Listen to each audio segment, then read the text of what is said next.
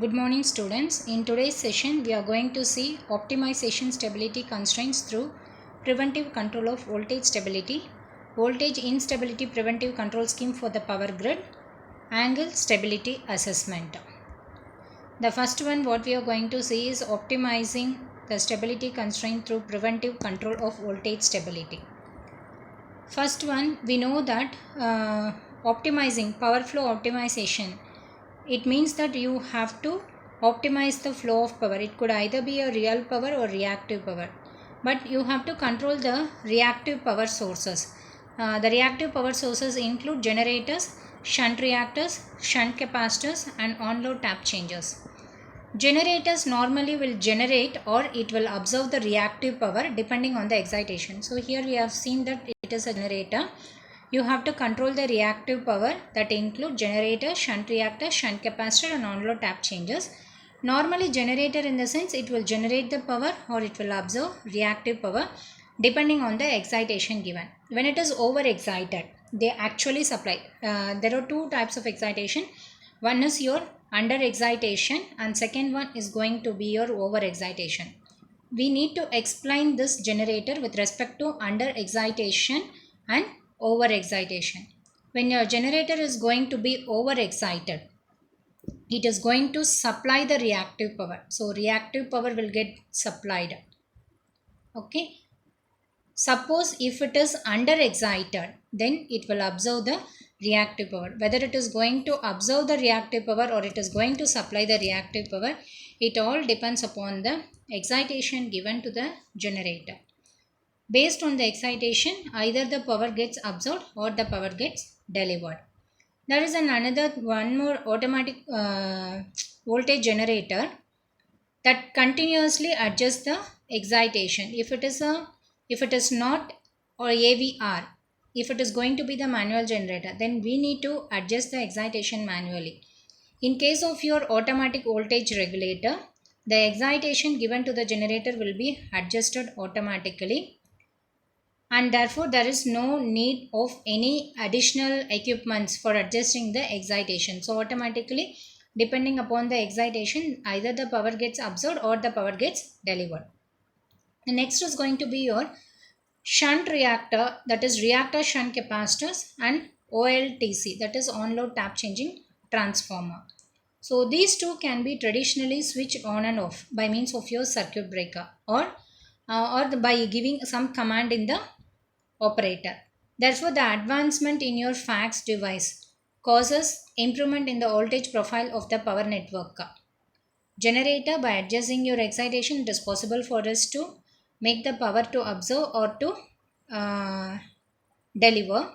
Shunt reactor or shunt capacitor. So reactive shunt capacitors or OLTC, that is on-load tap changers. In this like a traditional way, we need to switch on and switch off this particular reactor capacitor and OLTC through a circuit breaker or by means of a command through the operator. Therefore, with the advancement of your fax devices, it is possible for us to improve the voltage profile of the power network.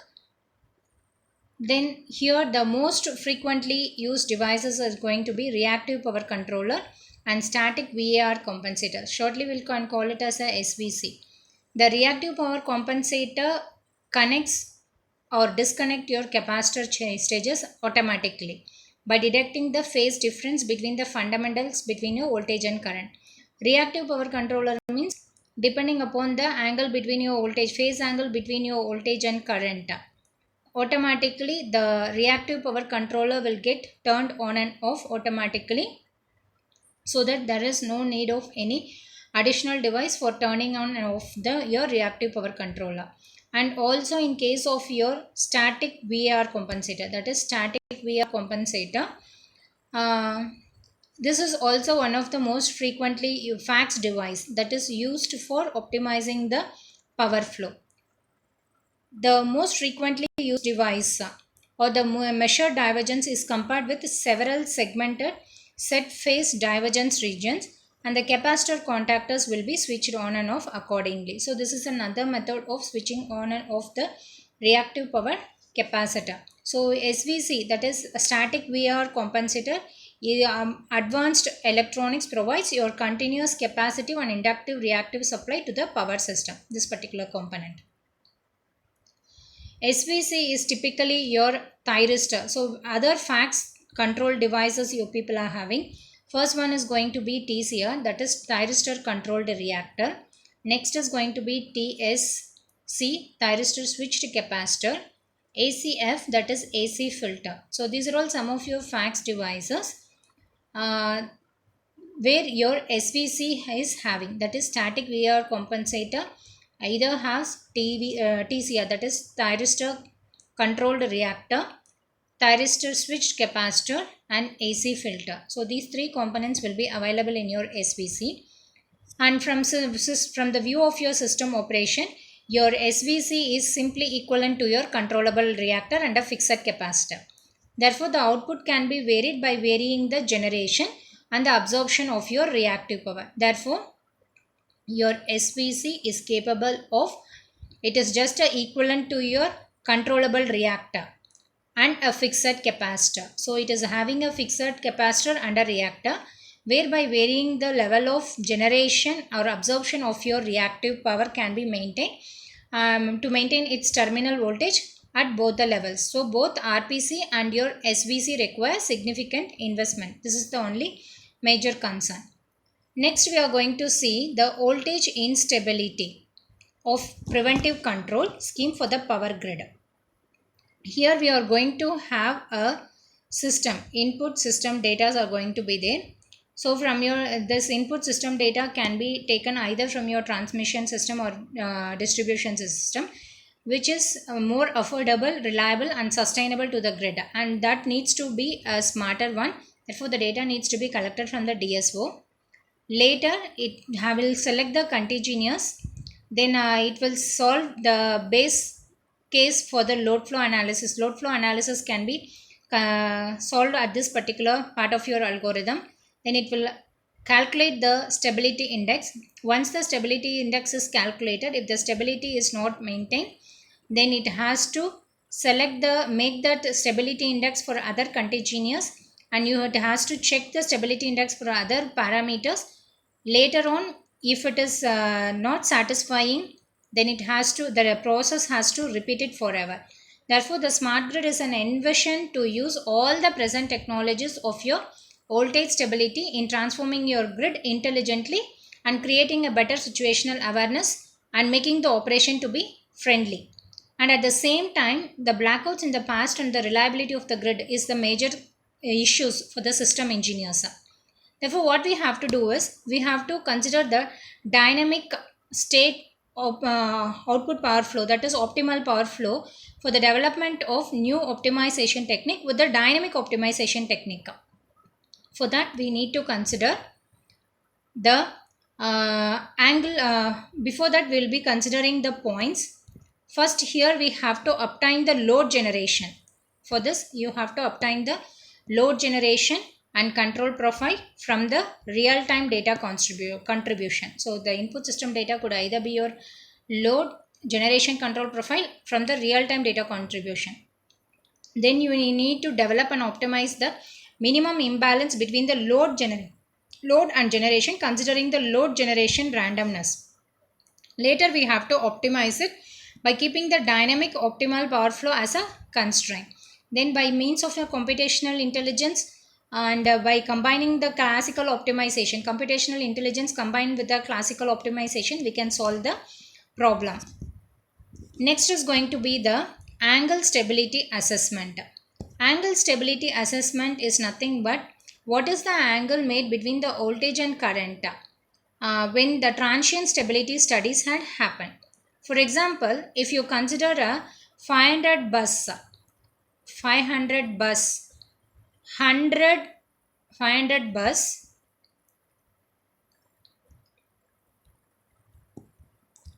and 100 mission system.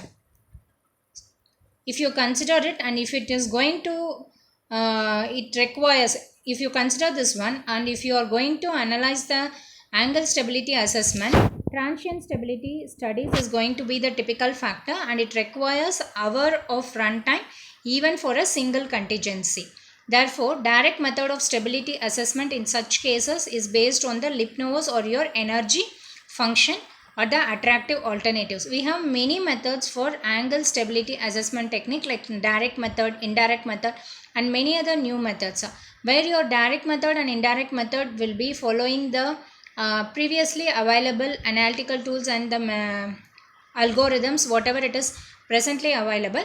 New methods will incorporate the genetic algorithm, neural network, all those algorithms are like algorithm using a dragonfly, algorithm using ant colony algorithm, and AI and artificial neural network, machine learning algorithm, big data analytics. So all those things can be implemented in case of your angle stability assessment when you are considering the novel technology. Therefore, the transient period of transient period, calculating your transient period is of your primary interest in case of your electromechanical transient, because it is going to long last for few seconds in terms of your timings. If this oscillations, if this transient period is going to get increased, then it causes a oscillations which causes the behavior of the special control to be a major concern, and the study may involve a longer transient period. Therefore, the problem solution uses one of the family of solutions as shown over here. Here there are different methods of stability analysis shown over: direct method, indirect method and new methods. Direct method, energy function, Lipnovo and UKAC. Indirect method, RK4, EM and trapezoidal. So based on this, if you are solving it, it may not be advantageous to find the angle assessment for the stability. So we are going to incorporate the new technologies: ADP, expert system, ANN, fuzzy genetic algorithm. In continuation with this, here the actual system operation, the parameter and the loading conditions are quite different from the assumptions made in the planning stage. As a result, in order to ensure the power system security against the abnormal condition due to contingencies, the system operator need to be simulated for various contingencies available in the power system well in advance, and the result can be accessed to take a preventive control action if required. So the equation stating the solution is going to be m into d square delta divided by dt square, which is nothing but Pm minus Pe. It is going to be your input and this is going to be your state variable. Here delta is going to be the state variable. It can be resolved by using the state variable by means of your differential equation.